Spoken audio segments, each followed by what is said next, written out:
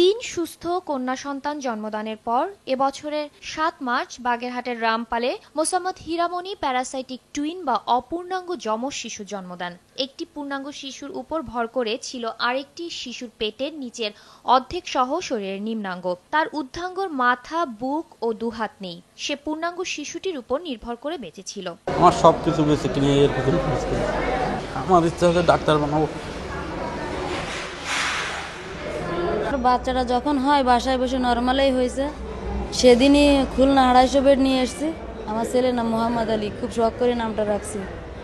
তারপরে এই যে অপারেশনে অনেক টাকা, অপারেশনটা রুহুল স্যার বলছে যে অপারেশনটা ফ্রি করে দেব। 10 তারিখে অপূর্ণাঙ্গ যমজের এ সমস্যা নিয়ে শিশুটি ভর্তি হয় বঙ্গবন্ধু শেখ মুজিব বিশ্ববিদ্যালয়ে। দীর্ঘ 3 মাসের চিকিৎসার পরে শিশুটিকে অস্ত্রোপচারের জন্য প্রস্তুত করা হয়। পেডিয়াট্রিক বিভাগের চেয়ারম্যান ডাক্তার রুহুল আমিনের নেতৃত্বে একটি বিশেষজ্ঞ দল অপূর্ণাঙ্গ শরীরের অংশকে পূর্ণাঙ্গ শিশুটি থেকে আলাদা করেন। পুরো অস্ত্রোপচারটি প্রজেক্টরের মাধ্যমে বড় পর্দায় সরাসরি দেখানো হয়। এ সময় শুধু শিশু স্বজনেরাই না, অধীর আগ্রহে অপেক্ষা করছিলেন উপস্থিত সবাই।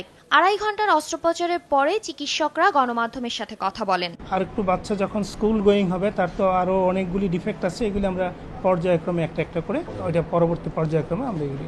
অপারেশনটা সাকসেসফুল হয়েছে, খুবই ভালো লাগছে। আল্লাহর উপর এটাই যে আল্লাহ ভরসা করে আমার বাচ্চাকে আমার কোলে ফিরিয়ে দিক। অস্ত্রোপচার সফল হলেও শিশুটিকে নিবিড় পর্যবেক্ষণে রাখা হবে বলে জানালেন চিকিৎসকেরা। শাতিলা শারমিন, সময় সংবাদ, ঢাকা।